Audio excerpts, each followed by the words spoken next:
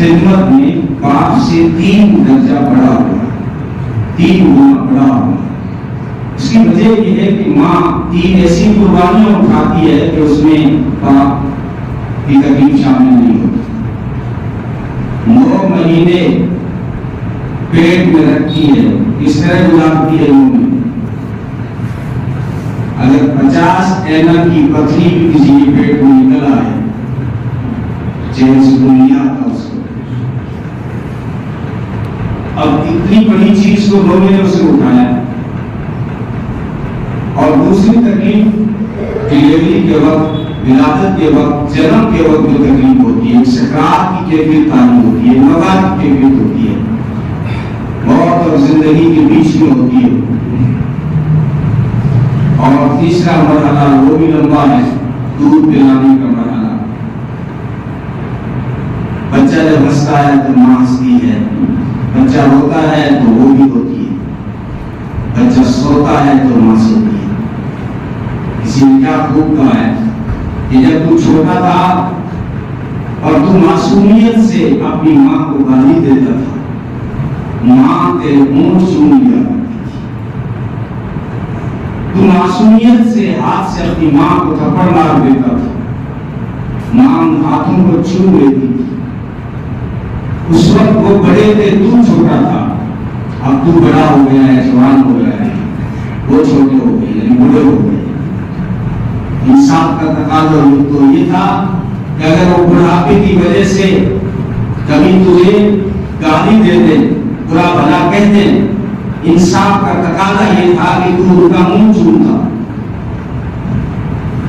لیکن اتنا نہیں ہو سکتے تو قرآن نے کہا فلا تقل لهما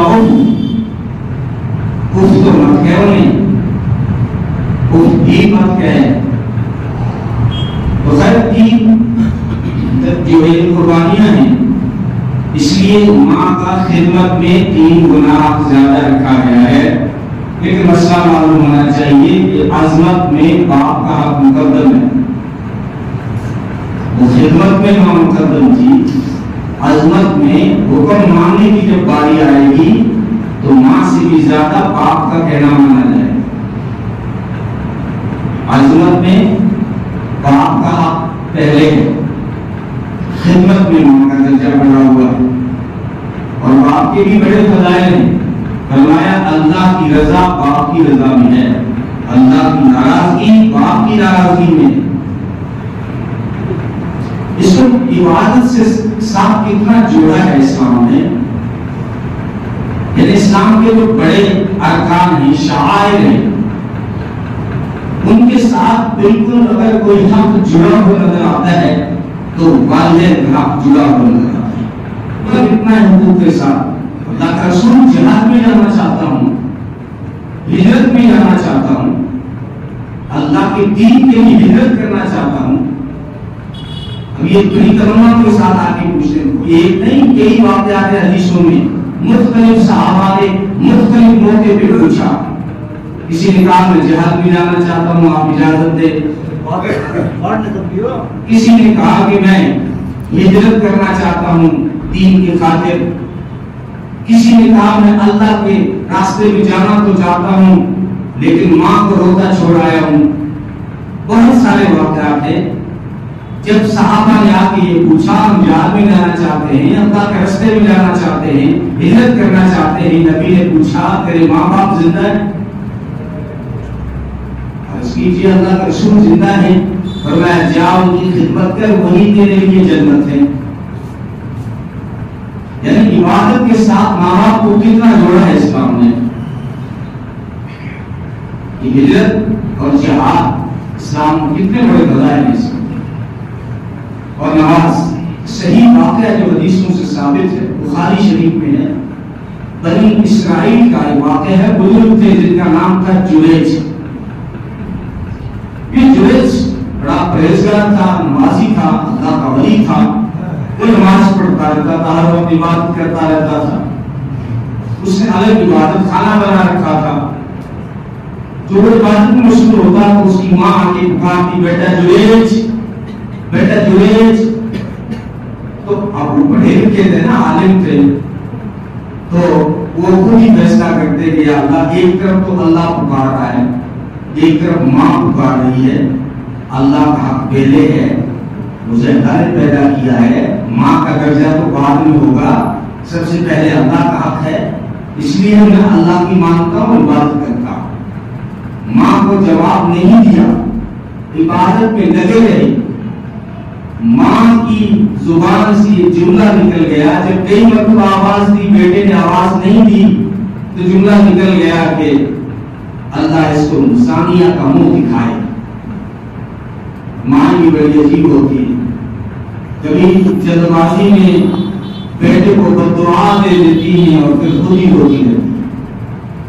والدین کی دعا اولاد کے حق میں بہت جلدی قبول ہوتی ہے، اس لیے والدین کو بددعا نہیں دینی چاہیے اپنی اولاد کو۔ بہت سی چھوٹی چھوٹی باتوں پہ کہہ تو دیتی ہیں، مریضیا تیری کر دو، ستیہ ناش ہو گیا، لیکن اگر وہ وقت قبولیت کا ہو، اس کا جملہ قبول ہو گیا، جوان بیٹی کی لاش اٹھ گئی تو پھر بری ہوتی ہے۔ اس لیے والدین کو دعا دینی چاہیے اپنی اولاد کو، کہ ان کی دعائیں بڑی جلد قبول ہوتی ہیں۔ تو ماں نے جب کئی بار کو آواز دی تو نکل گیا کہ اللہ اس کو جو ثانیہ کا منہ دکھائے۔ اب یہ اللہ کے ولی، اللہ کا ولی ثانیہ کا منہ کیسے دیکھے گا؟ لیکن ماں کی بد دعا تھی۔ کوئی شہر میں واقعہ ہو گیا، کسی کنواری بچی کے حمل ٹھہر گیا، بچہ ہو، تو انہیں عورتوں نے پوچھا کس کا بیٹا ہے؟ تو شادی نہیں ہوئی، بیٹا تو کسی اور کا تھا، کسی چرواہی نے زنا کیا تھا، لیکن اب اس نے نام دے دیا کہ وہ جو عبادت خانے میں صوفی صاحب ہے نا، اللہ کے ولی، انہوں نے کیا زنا۔ اب یہ ماں کی بد دعا، پورے شہر میں ہنگامہ ہو گیا، لوگ ان کے آواز دے رہے ہیں، لیکن یہ تو عبادت میں بغیر نہیں، کسی کو جواب ہی نہیں دے رہے، لوگوں نے اس کا عبادت خانہ گرا دیا۔ اور بعد میں کرامت ہوئی، جب ان کو بلایا گیا، روبرو کیا گیا، اللہ کے ولی تھے، انہوں نے وہ جو بچہ تھا اس کو انگلی ماری، وہ بچہ بولا میرا باپ یہ نہیں، میرا باپ بکریوں کا چرواہا، تب جا کے عزت بچی۔ لیکن ماں نے تو اتنا ہی کہا تھا کہ زانیہ کا منہ دیکھے، وہ تو برا ہو گیا، زانیہ کا منہ دیکھا اس نے۔ اگر ماں یہ کہہ دیتی کہ یہ زنا میں مبتلا ہو جائے تو اللہ کا ولی بھی زنا میں مبتلا ہو جاتا۔ تو میں کہہ رہا تھا کہ عبادات کے ساتھ میں والدین کے حقوق کو کتنا جوڑا ہے اسلام نے۔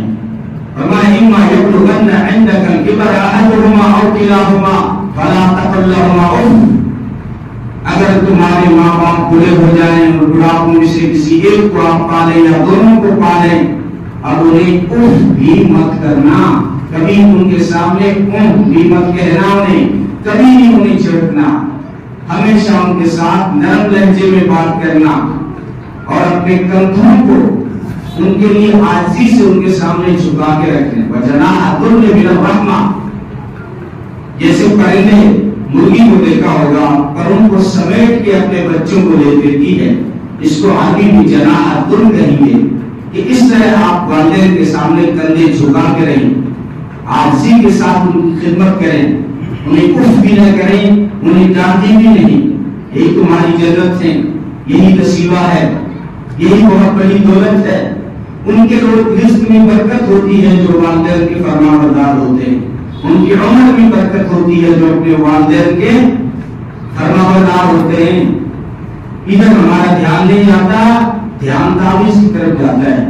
مول صاحب کو دکان چاہتے ہیں تو یہ کوئی گراہکی ہو، 6 مہینہ ہوگا کوئی گراہکی کو نہیں آ رہی ہو، کبھی تیری ماں تو ناراض نہیں ہے، کہیں باپ تو ناراض نہیں ہے، کبھی اگر ماں باپ ناراض ہوتے ہیں تو برکت اٹھ جاتی ہے، عمر کی برکت بھی چلی جاتی ہے، رزق کی برکت بھی چلی جاتی ہے۔ نبی پاک صلی اللہ علیہ وسلم میں راست پہ گئے، جنت دکھائی کہ جنت میں قرآن پڑھ رہا ہے، کوئی جبریل سے پوچھا یا جنت میں قرآن کون پڑھ رہا ہے؟ فرمایا آپ کا صحابی حارثہ بن نعمان ہے جو مدینے میں قرآن پڑھ رہا ہے، اور جو ہے کیونکہ معراج کی مرتبہ ہوئی، خواب میں بھی ہوئی ہے، مکہ والی معراج بھی ہے، خواب والی معراج بھی ہے۔ آپ کا صحابی قرآن پڑھ رہا ہے دھرتی پر، اس کی آواز جنت میں سنائی دیتی ہے۔ اور میں دھرتی پر میرے سارے صحابہ قرآن پڑھتے ہیں، صرف اکیلے کی آواز کیوں آتی ہے؟ کہ وہ اپنی ماں کا فرما بردار ہے۔ جب قرآن کی تلاوت کرتا ہے اللہ اس کی تلاوت کو جنت میں سناتے ہیں۔ تو نبی سے ملنا چاہتے تھے، صحابی کا شرف حاصل کرنا چاہتے تھے کہ اللہ کا رسول میں آپ کی خدمت میں آنا چاہتا ہوں، اسلام لا چکا ہوں، بس آپ کی ملاقات ہو، صحابی بن جاؤں، لیکن کیا کروں، ایک مجبوری ہے، میں ہوں گھر میں اور میری ماں ہے۔ اگر ماں کو چھوڑتا ہوں تو صحابی بننا جاتا ہے، اور صحابی بنتا ہوں تو ماں کی خدمت جاتی ہے۔ اب آپ کی ملاقات نہیں ہوئی، حالانکہ جب میں نے سنا نا کہ غزوہ احد میں آپ کا دانت شہید ہو گیا تو میں نے اپنے سارے دانت توڑ دیے۔ پہلے ایک توڑا تھا، پھر خیال آیا کہ پتہ نہیں کون سا اللہ کے رسول کا دانت شہید ہوا ہو، میں مشابہت اختیار کرنے کے چکر میں آپ کی محبت میں سارے دانت چھڑا چکا ہوں۔ آپ مجھے اجازت دیں، خط لکھ رہے ہیں، مجھے اجازت دیں کہ میں ماں کو چھوڑ کے آپ کے پاس آ جاؤں۔ نبی نے خط لکھوایا، فرمایا اویس اگر مجھ سے ملنا ہے تو جنت میں مل لینا، ماں کو چھوڑ کے مت آنا۔ فرمایا عمر تیرے زمانے میں یمن سے ایک آدمی آئے گا، قرن سے، وہ آئے تو اس سے دعا کرانا۔ حضرت عمر کے زمانے میں وہ آیا، حضرت عمر نے اس سے ڈھونڈا بھی، کیوں؟ اس لیے کہ اس نے ماں کی خدمت ایسی کی ہے کہ اللہ اس کی دعاؤں کو ٹالتا نہیں ہے۔ جب صحابہ نے صحابیات نے پوچھا کہ ماں اگر نافرمان کا اگر مشرک بھی ہو تو اولاد پہ ان کے ساتھ حسن سلوک کرنا ضروری ہے۔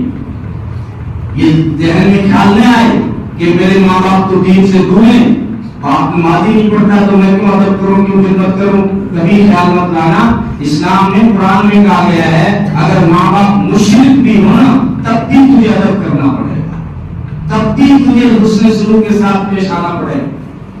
حضرت اسماء نے پوچھا، اسماء بنت ابو بکر، اللہ کا رسول میری ماں مشرکہ ہے لیکن مجھ سے محبت کرتی ہے، میرے گھر ملنے آتی ہے، تو کیا میں حسن سلوک کروں؟ نبی نے فرمایا تیری ماں ہے، اس کے ساتھ حسن سلوک کر، مشرک ہو گیا تو کیا ہو؟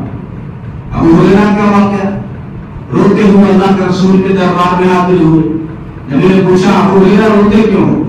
عرض کیا ماں نے مارا، گھر سے نکال دیا۔ لوگ روز کہتی تھی کہ یا تو جو ہے محمد کا در چھوڑ دے یا میرا گھر چھوڑ دے۔ آج میں نے کہہ دیا ماں میں ساری دنیا چھوڑ سکتا ہوں، محمد عربی کا در نہیں چھوڑوں گا۔ تو ماں غصے میں آ گئی اور مجھے مارا اور گھر سے نکال دیا۔ مولانا عبید اللہ سندھی کا نام سنا ہوگا آپ نے، یہ پہلے سکھ تھے اور پھر اسلام میں آئے تھے۔ ان کا پرانا نام تھا بوٹا سنگھ۔ جب اسلام میں داخل ہوئے تو ماں جوتے سے مارتی تھی، بوٹیا تو مسلح ہو گیا ہے، پنجابی زبان میں بوٹیا، بوٹے سے کو بوٹیا، مسلح، مسلمان کو مسلح، بوٹیا تو مسلح ہو گیا ہے، جوتے مارتی تھی۔ اور ماں کے ہاتھ سے جب جوتا گرتا تو اٹھا کے واپس آواتے ماں تیرے ہاتھ کی چوٹ تو نہیں لگی؟ ماں مشرکہ ہے، مار رہی ہے لیکن ماں کا ادب محفوظ رکھا۔ تو ابو ہریرہ نے عرض کیا اللہ کا رسول آج ماں نے مجھے گھر سے نکال دیا، گھر سے بھگا دیا۔ اللہ کا رسول نے فرمایا یہ تو ماں کا معاملہ ہے، بیٹے کا معاملہ ہے، میں کیوں اس میں جو انٹرفیئر ہوں؟ عرض کیا اللہ کا رسول اس لیے آیا ہوں کہ آپ دینے والے سے مانگ لیجئے کہ جس اللہ نے مجھے ہدایت دی ہے وہ میری بڑی ماں کو بھی ہدایت دے دے۔ اللہ کے رسول نے ہاتھ اٹھائے، اللہم اہد ابا ہریرہ، اے اللہ ابو ہریرہ کی والدہ کو ہدایت عطا فرما۔ ادھر ابو ہریرہ نبی پاک صلی اللہ علیہ وسلم نے دعا کے لیے ہاتھ اٹھائے، ادھر ابو ہریرہ دوڑ پڑے۔ لوگوں نے پوچھا کہاں جا رہے ہیں؟ بھاگے بھاگے، کہا مجھے چھوڑو، جانے دو، گھر جا کے یہ دیکھنا چاہتا ہوں کہ پہلے میں پہنچتا ہوں یا میرے آقا کی دعا پہنچتی ہے۔ گھر پہنچے تو دروازہ کھٹکھٹایا، پوچھا کون؟ کا تیرا بیٹا ابو ہریرہ، پھر مار کھانے کو آ گیا ہوں، اگر تیرے بڑے ہاتھوں میں طاقت ہے تو پھر حاضر ہو گیا۔ کہنے لگا نرمی سے جواب آیا، بیٹے صبر کر، تھوڑی دیر کے بعد دروازہ کھلے گا۔ کہتے ہیں میں سمجھ گیا میرے آقا کا تیر نشانے پہ لگ چکا ہے، دعا اثر کر چکی ہے۔ میری ماں نہا رہی تھی اور میری ماں کے سفید بالوں سے پانی ٹپ ٹپ گر رہا تھا. کہنے لگی بیٹا تیرے آنے سے تھوڑی دیر پہلے میرے دل پہ چوٹ لگی. یہ وہ زندگی کی کیا زندگی ہے جو محمد عربی کے قدموں سے دور گزر رہی ہے. میں ارادہ کیا ہے میں نے کہ میں نائی ہوں کہ جسم کو تو پاک کر لیا ہے, اب محمد عربی کا کلمہ پڑھا کر میری روح کو بھی پاک کر دو. ماں کی عظمت مشرکہ تھی لیکن ادب کو محفوظ رکھا. حضرت سعد بن ابی وقاص نبی کے رشتے میں معمول رکھتے ہیں, اسلام میں داخل ہوئے تو ان کی ماں نے جو ہے بھوک ہڑتال کر لی کہ بیٹا جب تک تو اسلام نہیں چھوڑے گا تب تک تیری ماں کھانا نہیں کھائے گی, پانی نہیں پیے گی. بھوک ہڑتال کر لی.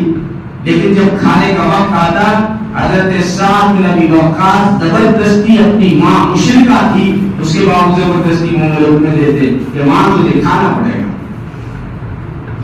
تو والدین کے حقوق ہیں.